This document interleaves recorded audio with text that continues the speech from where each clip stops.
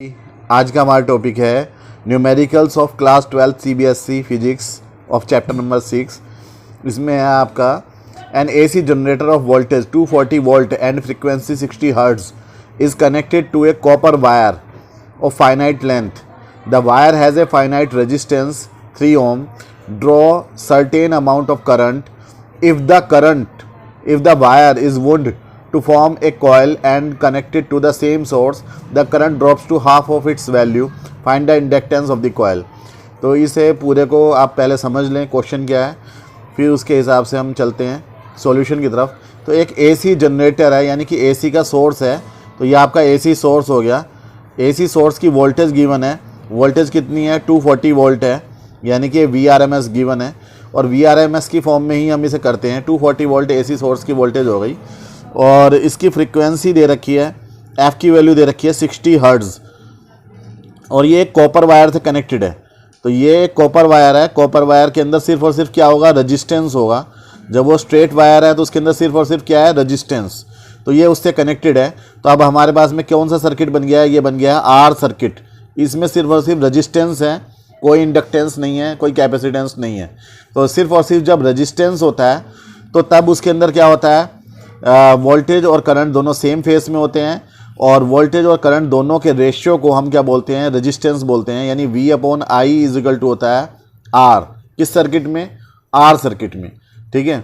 तो ये जो फाइनाइट रेजिस्टेंस दे रखा है इस कॉपर की वायर का, वो गिवन है 3 ohm। आर की वैल्यू 3 ohm गिवन है।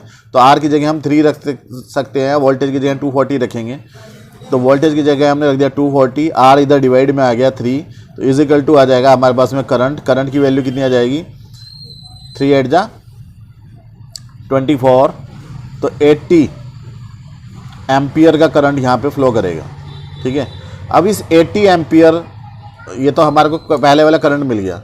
उसके बाद में क्या लिखा हुआ है, if the wire is wound to form a coil. अब इसी वायर का हमने क्या बना दिया है, कॉयल बना दिया है। तो जब हम कॉयल बना देंगे तो उसके अंदर रेजिस्टेंस तो रहेगा ही रहेगा, साथ में साथ क्या आ जाएगा हमारे पास में, इंडक्टेंस भी आ जाएगा इसके अंदर। तो इंडक्टेंस का मतलब क्या होता है, यहाँ पे L भी आ जाएगा। सेल्फ इंडक्टेंस को L से डिनोट करते हैं। ठीक है। तो सेम सोर्स से हमने कनेक्ट कर रखा है, सेम सोर्स से कनेक्ट कर रखा है, यानी कि वोल्टेज की वैल्यू उतनी है जितनी पहले थी, यानी कि 240 वोल्ट ही है। ठीक है।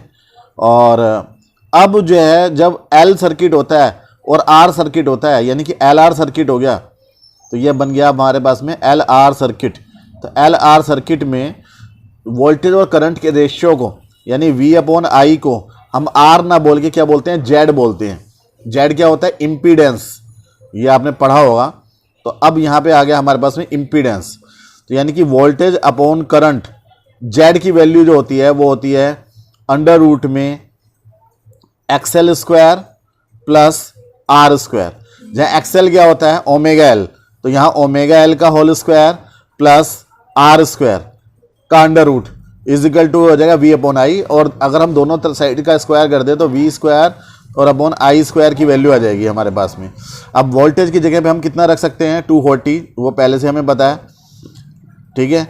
करंट की वैल्यू जो इन्होंने बता रखी है वो बता रखी है, पहले का हाफ हो गया। आप पढ़ के देखिए क्वेश्चन को। If the wire is wound to form a coil and connected to the same source, current drops to half of its value. यानी कि करंट की वैल्यू पहले वाले से हाफ हो जाएगी। तो 80 का हाफ कितना हो जाएगा, 40। और इसका क्या हो रहा है हमारे पास में, स्क्वायर। तो V/I की वैल्यू कितनी आ जाएगी, 6। और यहाँ 6 का स्क्वायर कितना हो जाएगा, 36। ठीक है। तो ये तुम्हारे पास में हो गया 36 इज इक्वल टू ओमेगा को हम लिख सकते हैं 2πf और इंटू L और इसका स्क्वायर। और R की वैल्यू हमें पहले से पता है, रेजिस्टेंस की वैल्यू पहले से पता है। ये 3 ohm का रेजिस्टेंस था।